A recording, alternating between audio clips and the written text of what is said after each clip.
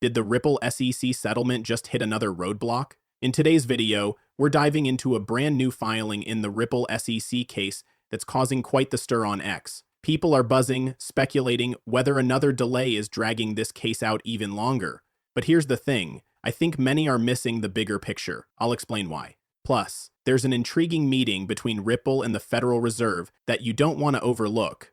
Tired of fake gurus who claim to be expert traders but never trade live? I trade live on the second largest crypto exchange, where everything is transparent and results can't be faked. For over 440 days, I've consistently closed every month in profit. In the last 90 days alone, my followers have earned over $34,000 in profits with only 4% drawdown. Verified results, not empty claims. Want to see my verified stats? Click the first link in my profile and start copying my trades for free today. What's going on there? We'll break it all down, and stick around until the end, because I'm tackling one of the hottest questions I get. What's coming first? XRP utility or price appreciation? Let's get into it. Let's dive into something that's got everyone buzzing, a new twist in the Ripple versus SEC saga. A fresh filing has dropped, and it's causing confusion. People are asking, wait, wasn't this case already settled? Why are we seeing delays? What's going on? Let's unpack it. Here's the scoop. Ripple and the SEC have agreed to push back their next filing by 60 days in the ongoing appeal in the Second Circuit. Yep, you heard that right. Despite the settlement rumors, an appeal is technically still in play. But don't panic. There's more to this story. The delay isn't because of more drama. It's Ripple and the SEC are essentially saying, why bother? Both sides agreed these filings are unnecessary, since they've already hammered out a settlement. The catch? The SEC hasn't officially voted on it yet. Until they do, the case remains technically active. So, here's the deal. Instead of wasting time on pointless filings, the parties are focusing on wrapping up the settlement vote. Once it's approved, it's game over for this case. No more delays, no more filings, just closure. There is absolutely nothing to stress about here. Quite the opposite, actually. This is a great sign. It shows that both Ripple and the SEC are aligned in thinking there's no reason to move forward with the appeal. It's clear they've already reached a behind-the-scenes agreement, and this delay simply confirms that everything is still on track. I've noticed a lot of people panicking over this news, asking, what's with the delay? Does this mean the settlement is off? Let me be clear. This is exactly what we want. It's proof that the settlement is intact. Both sides are essentially acknowledging that there's no point in dragging this out. Filing more documents would just be a waste of time because the case is about to wrap up regardless. I wanted to address this up front because I've seen confusion about these filings. But honestly, there's no reason to worry. I know it feels like this case has been dragging forever and everyone's eager for it to officially end, but let me tell you, it's already done. The final step is just a procedural vote. And that's coming, trust me. I've spoken to enough people at the SEC and those close to Paul Atkins to say with confidence this case is dead in the water. Obsessing over the timing of the vote is pointless. It's happening, and when it does, this whole thing will be officially behind us. It's done. There's no chance of anything else happening here. This case is as good as closed, so take a deep breath, relax, and know we're in the clear. The only thing left to watch? How Ripple pays the fine. Will they use XRP? If so, does that XRP end up in the treasury? Or will they just pay in good old US dollars? That's the last bit of intrigue in my opinion. Everything else, wrapped up and done. So, don't overthink it. There's no more drama or delays to worry about. The vote will happen, and that's it. Now, let's shift gears and talk Ripple and the Federal Reserve. Heard about that meeting? If not, stick around because it's worth diving into.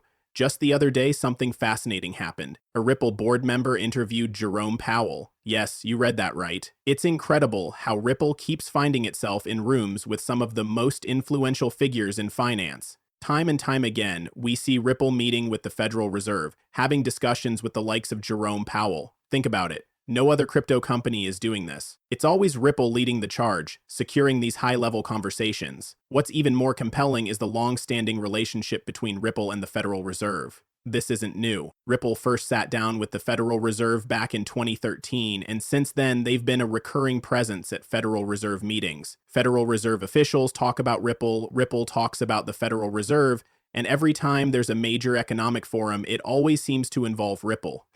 It's as if they're in a league of their own when it comes to bridging the world of crypto and traditional banking. Now let's address a common misconception. Some people have claimed Ripple might one day replace the Federal Reserve. Honestly, that idea doesn't hold up. The Federal Reserve's core role is to issue money, and it wouldn't make sense for Ripple to take over that function.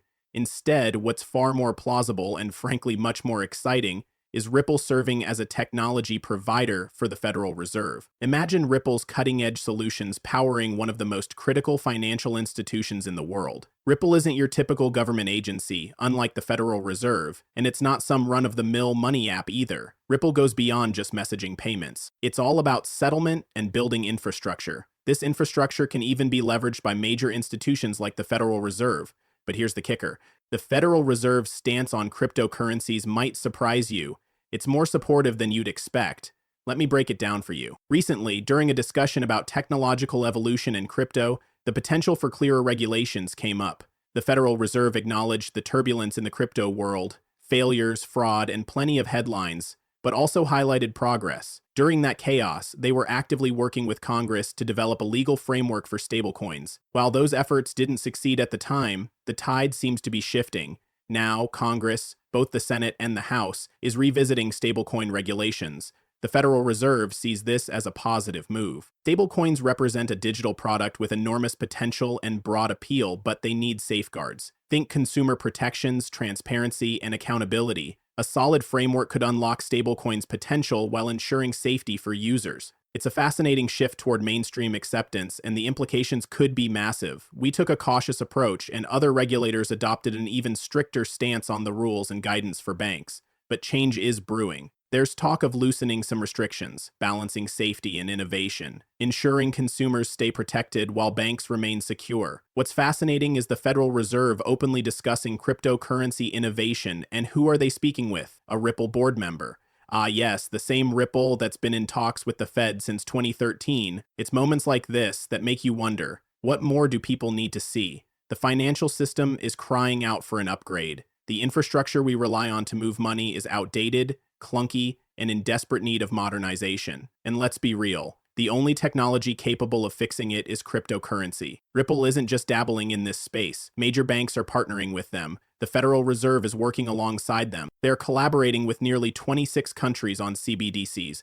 The writing couldn't be clearer. This is where the future of finance is headed. But this all leads to the big question on everyone's mind. When will prices reflect this evolution? Will it be when these cryptocurrencies unlock their full utility? When higher network volumes drive demand for liquidity, pushing token prices up? With new money flooding in, fresh liquidity will be essential, and that shift might be closer than we think. The need for more liquidity is undeniable. But does the price of cryptocurrency like XRP need to skyrocket first to make that happen, or will liquidity come before the price surge? To me, the answer is crystal clear. It's happening before the price takes off. Right now, we're in a pivotal moment for the industry, a stage where we see the technology, we understand what's unfolding, and we're positioning ourselves ahead of the curve while others are still catching up. Here's the fascinating part. Even small inflows of money into XRP, whether from retail buyers or a handful of forward-thinking institutions, are causing significant price swings. We're talking $10 million, 0 cents,